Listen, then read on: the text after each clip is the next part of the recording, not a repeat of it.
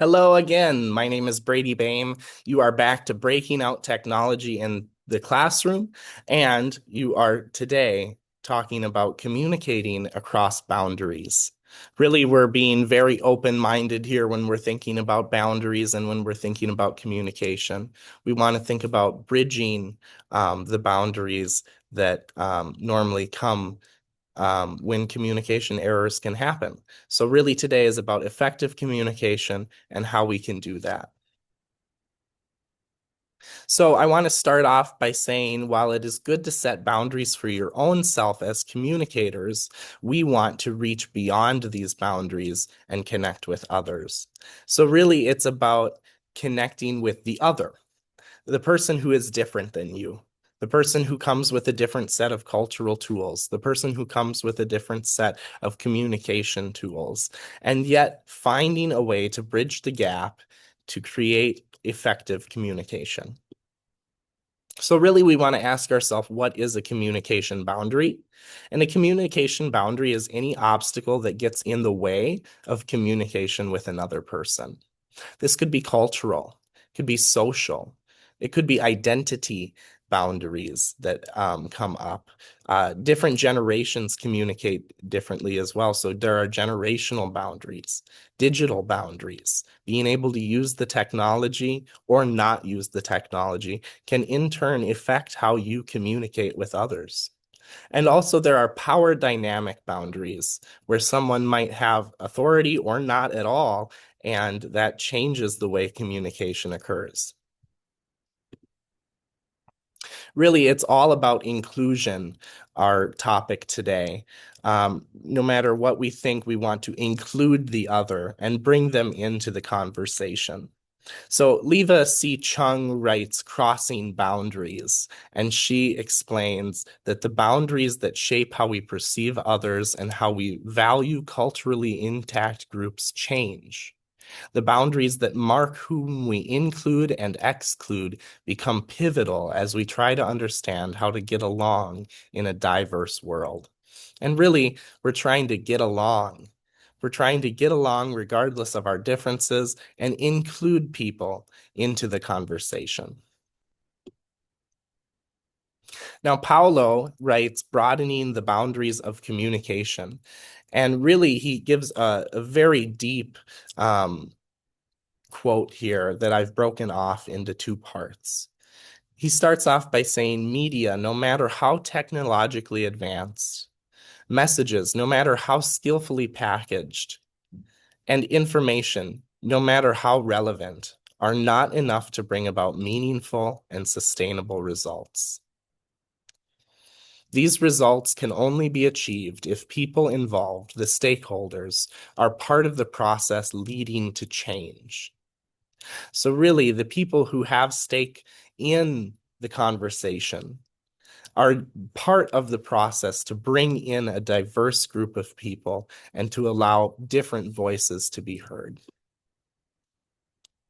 Now, according to Eric Santoro, when in his Listening to Bridge Societal Divides, we have an issue of miscommunication and listening across the United States. He says the United States is plagued by a variety of social divides across political orientation, race, and gender, among others. Listening has the potential to be a key element in spanning these divides. So, really, my challenge for this lesson is to listen. It really is not much deeper than that, to allow space for others, regardless of political affiliation, regardless of race, regardless of gender, regardless of sexual orientation, regardless of whatever it is that might create a communication boundary.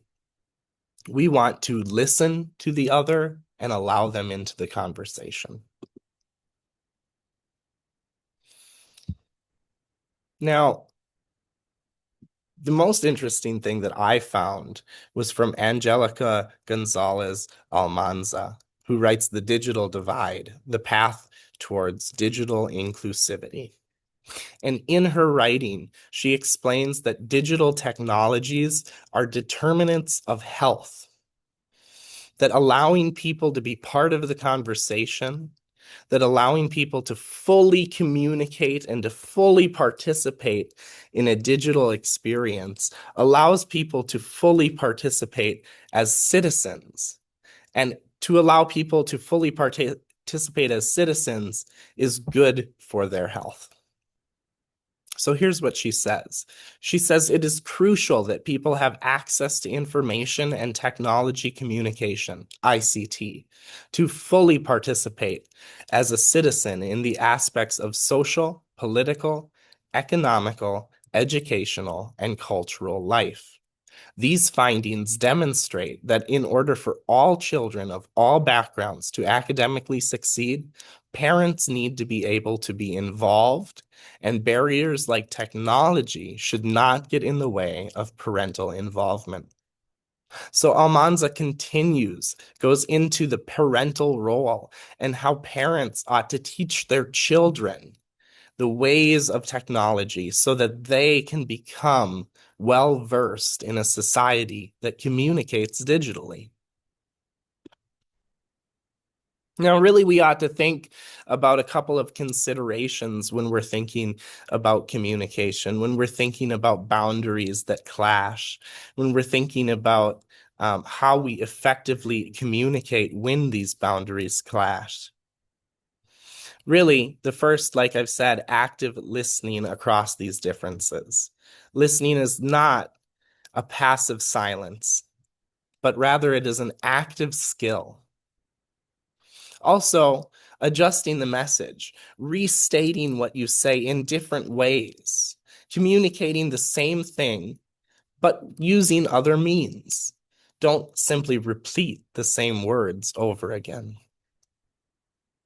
And then also we need to consider that technology can either help or it could hurt. So when used properly and ethically, media and technology mediates these boundaries, but improper use can reinforce these boundaries. So I want you to consider who is affected by your message, whose voice is missing in the conversation, and am I listening to respond or listening to understand? These are my works cited. Thank you for listening to my talk today. Have a great day.